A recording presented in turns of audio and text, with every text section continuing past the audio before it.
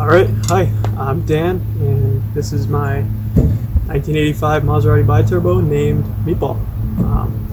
Been working on this car for a while now, and so far the response I've gotten has been overwhelmingly positive, so I thought it'd be pretty fun to start making some videos of the process of, building the car. Hi, it's me, Dan from the future, and I'm interrupting my very first video right at the beginning because I need to explain a few things. First of all, I'm Dan from the future because I recorded this video that you're watching probably 3 months ago. I recorded everything since then. I've done a whole lot of work on the car since this video, but I wasn't really sure if I even wanted to do anything with these videos, the stuff I've been recording or posted or do anything with it. So it kind of just, all these clips that I haven't edited yet, they've just been kind of sitting. But now that I've decided I do want to share them with you guys, I got to do a little bit of explaining because I didn't really know what I was doing when I recorded this first one, and I still don't really know what I'm doing, but I got to explain some stuff. I left a whole lot out in this video. First thing I want to do is I want to kind of fill in the blanks because it's really weird to just jump into the middle of a build like this. I really obviously I should have been recording all this stuff from the get-go right when I first started working on the car, but I didn't, so we kind of have to jump right in the middle. So what I'm going to do is I'm going to show you guys the process that led up to what you're going to see in the video. So I'll kind of walk you through, what the story is, why I even bought a 1985 Maserati Biturbo, arguably the least reliable car in the entire world, why someone like me, at the point when I bought this, a 22-year-old college kid, why the hell I would want to buy this car. So anyway, I'll walk you through that. Okay, I don't want to waste too much of your time with story time, so I'll try and make this quick so we can get to the actual car itself, which I'm sure is what you're here to see. So we'll start with just a brief story of, why I would even buy this car and build it and things like that. So before I bought this car, I was in college and I was big into cars. A bunch of my friends were into cars. Long story short, I wanted to start a build, and I wanted to build something unique, something that wasn't done, and something that would be fun. It would be a good project for me to work and learn on. Which brings up the point, learning. When I started this project, I had a ratchet set. Like I've said before, I had no experience whatsoever with any sort of fabrication. I had done some minor modifications to my daily driver, which is a 2006 Subaru WRX, all bolt-on stuff, so I had some very minor experience as far as actually working on cars, but as far as a engine swap or a build of any kind or fabrication, I had literally zero experience. So I was going in completely blind, but I was confident that anything that needed to be done, I could learn how to do myself. It would definitely take some time and a lot of practice, but I was confident that I could, with enough time and practice, I could figure it all out and get it done myself without needing to bring it to any shops or anything like that. So anyway, that's enough about me. Back to what I was trying to explain, which was the car and why the hell I would buy a 1985 Maserati. So I started looking for cars that would be cool to build, something unique, like I said. And I came across a few different cars, including another Maserati Biturbo originally, and I thought that would be a good idea. But one time during this time period, I was just driving around in my neighborhood, and out of the corner of my eye, I saw the front of a Maserati Biturbo, or what I thought was a Maserati sticking out from behind a fence. It was sitting behind a gas station. So I saw that, and I hooked a U-turn, and I came right back, and I was like, oh, that's a Maserati Biturbo. That's one of the cars that I was looking at. So long story short, I went in and asked the guy if he'd sell it to me, and he did, and I bought the car for $1,300 in pretty rough shape. The body was clean, there was some rust, no dents, no scratches whatsoever, a little bit of rust. It is a New England car, and it's honestly in miraculous condition considering it's a New England car, but which leads me to believe it was garage kept most of its life, but it had at least spent some time recently sitting outside because it did have rust, and obviously I found it sitting outside behind a gas station. So anyway, I bought it. It was barely kind of running. I mean, it would run for like 2 seconds. Maserati. So over the course of that summer that I bought it towards the beginning of the summer. I fixed it up and I got it running and I just messed around with it. The whole point was to do the swap from the beginning, or do a swap from the beginning. But I didn't have the money at the time, so I figured I'll just fix it up and drive around for this summer. And that's what I did. So, I mean, you can see the pictures for yourself. I think unfortunately, I broke my phone at one point and lost a lot of the pictures and videos from the time, but I do have at least one burnout clip, so I'll show that to you guys.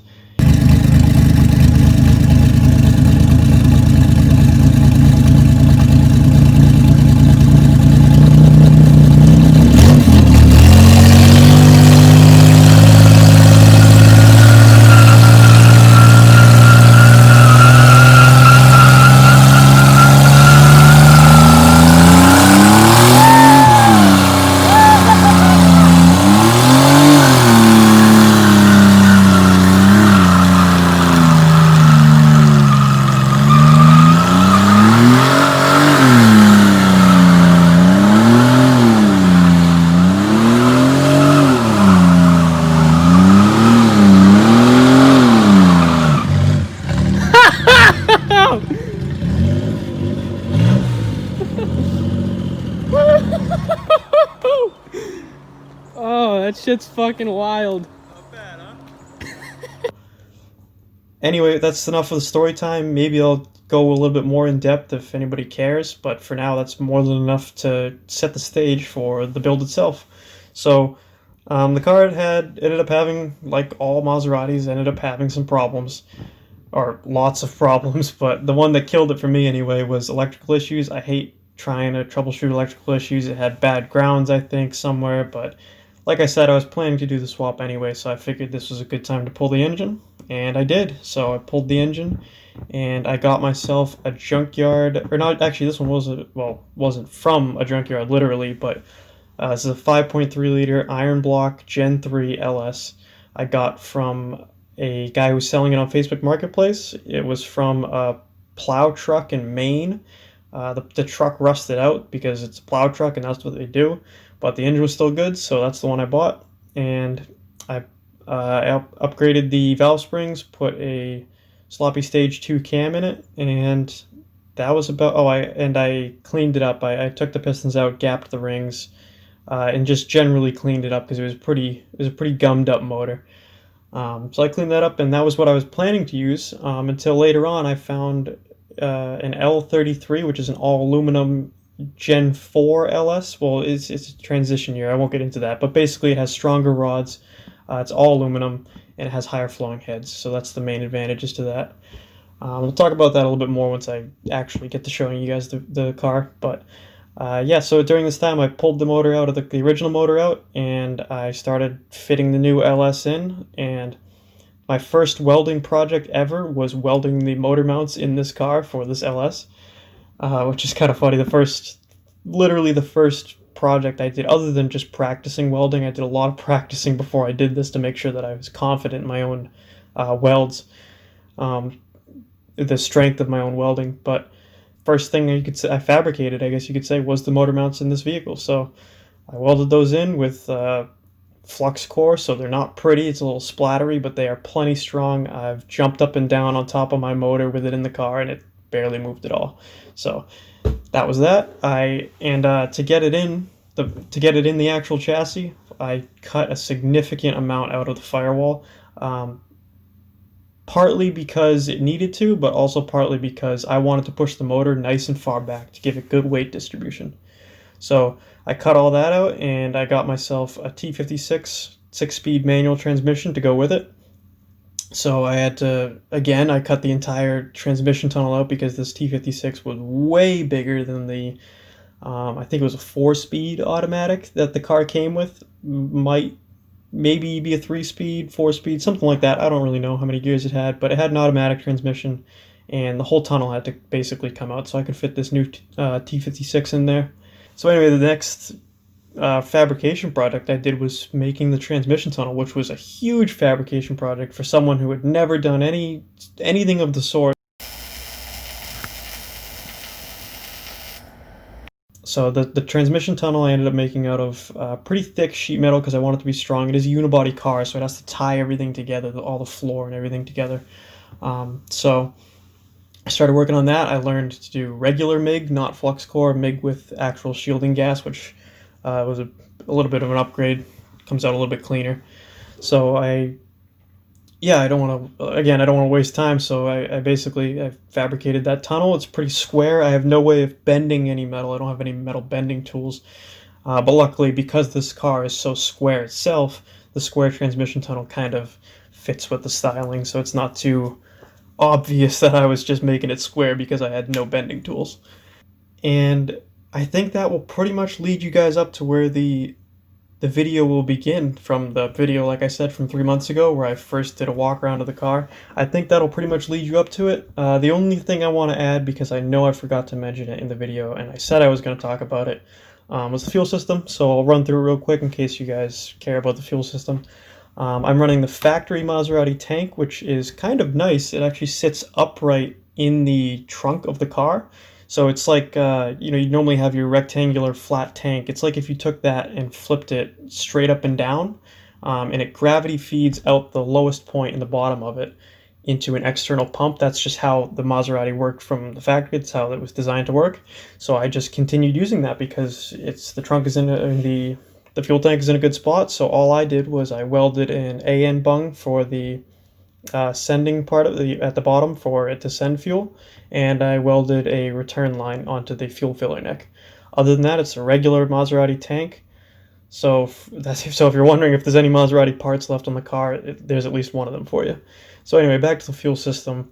From the tank, like I said, it gravity feeds to an external pump, which now is a Bosch 044 pump. Actually, it feeds to a filter, then to the pump, and then there's another fuel filter before it sends it up to the engine. Once it gets up to the engine, it splits and goes into the back of both fuel rails, where I have Siemens Deca 80-pound injectors in there. All of this, by the way, is E85 capable. I do have a flex fuel sensor on the return side as well. So it feeds into 8 Siemens Deca 80-pound injectors. Then it makes a U-turn, as you can see, and sends it right back to the fuel pressure regulator. Originally, I had a cheap Chinese fuel pressure regulator in an attempt to save some money, but that thing just leaked no matter what I did. I tried everything. It was already AN fittings with O-rings, and it shouldn't have leaked, but it leaked. I don't know why. I couldn't figure it out. Probably my own fault, but I ended up getting an Aeromotive fuel pressure regulator, and that worked great, so that's what's in the car. After that, it goes to the return, and that's where I have, like I mentioned, a standard GM flex fuel sensor. So yeah, from the flex fuel, it just goes right back to the filler neck where the return is, and that's the whole fuel system. So that's pretty much enough of me, Future Dan. I'll come back at the end of the video, but for now, let's get to the car so you can actually see what the hell I'm talking about, see what you guys came to see, which was a shitty Maserati Biturbo project I'm building in my driveway.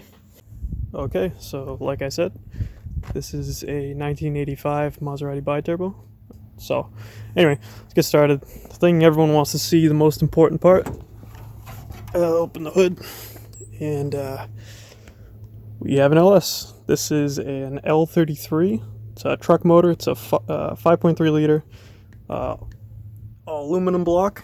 Comes with the nice, I don't know if you can see that, $7.99 casting heads, which I believe they're basically the same as the Corvette heads, so they're the higher flowing heads. Moving along, obviously got this really weird crossover setup that everyone talks about.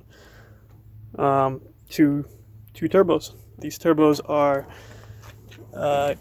China-made Garrett clones. They're GT3582 clones to be exact. Got them from VS Racing. They are, I believe, 62 millimeters, and the back housing is a .82 AR. So for all you turbo nerds, there you go.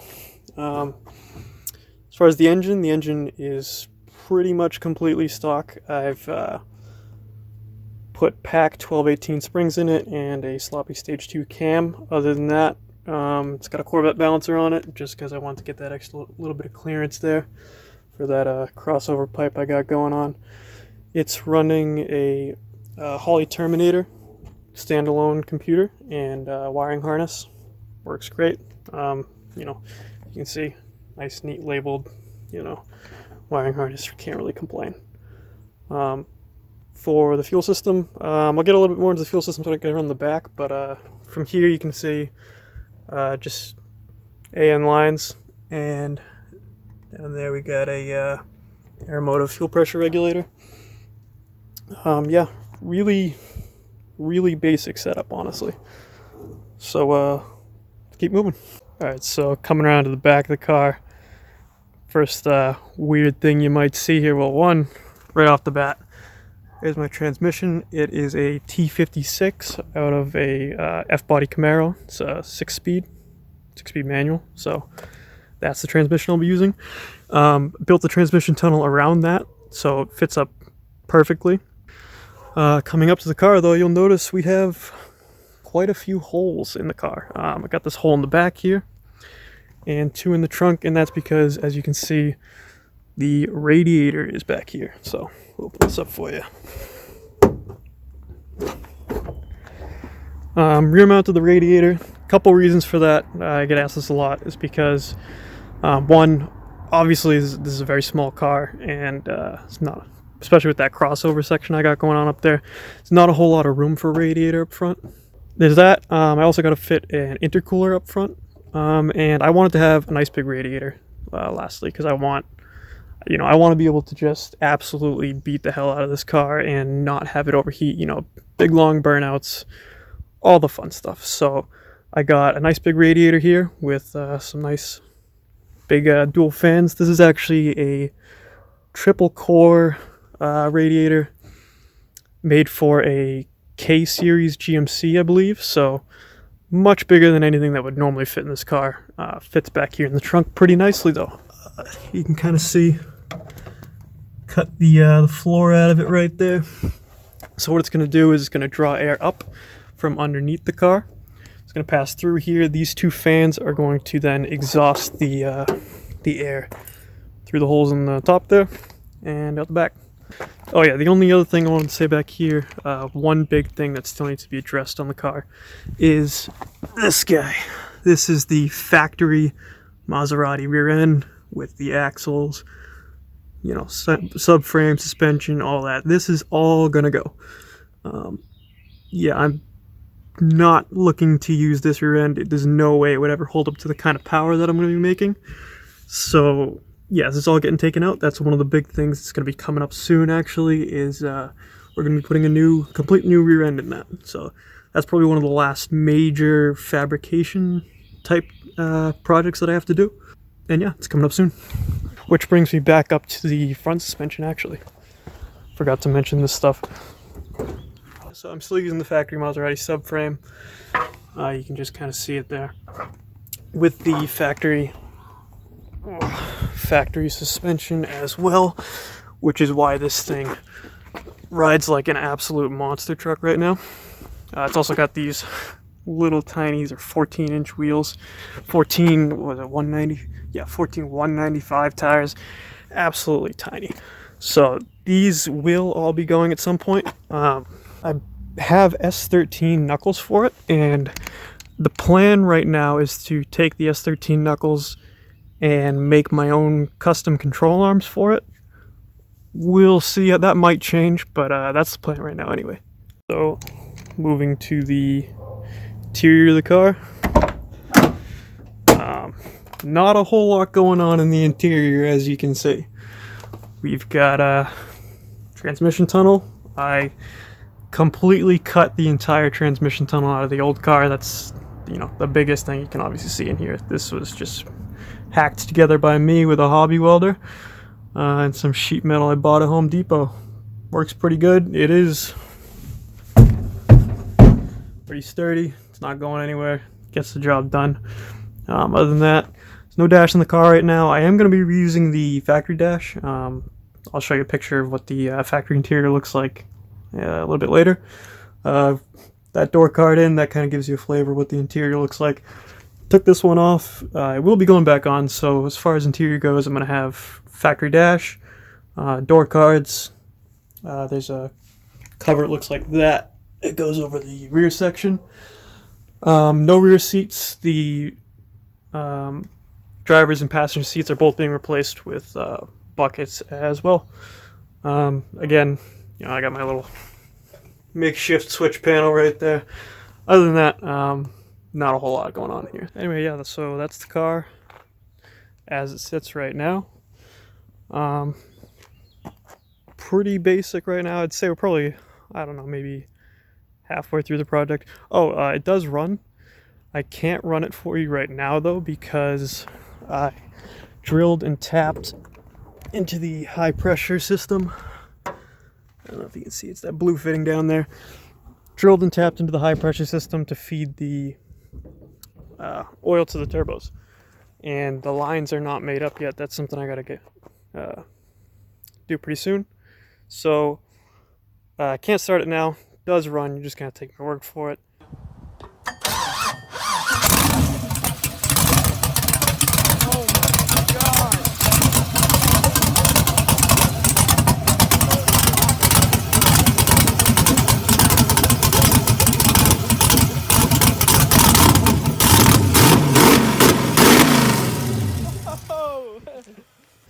But once that gets done, we'll run it. You'll see those nice turbos spinning. Okay, so Feature Dan back here again. That pretty much wraps up the first intro to Meatball, the project 1985 Maserati Biturbo with a twin turbo LS. Now that you've got an idea of basically what the car is, we'll actually be able to get into the putting in actual work on the car. That's what I like to do. It was a little awkward just talking for so long and just walking around and showing the whole car. I really like to just work on it, so I'll be happy to let you know that the next videos which I've recorded are all just working on the car, getting shit done. Let me know what you think. Let me know what I can improve on.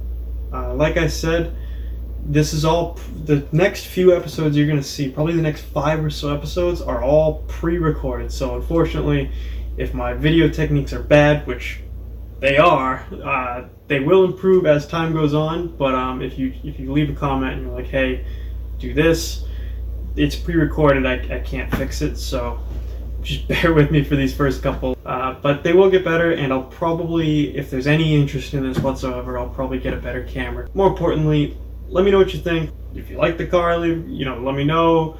Or if you don't think it'll ever run, and if I'm an idiot, it's never gonna work, let me know. I don't care. Leave whatever kind of comment you want. If you think it's a piece of shit, dislike the video, I don't care.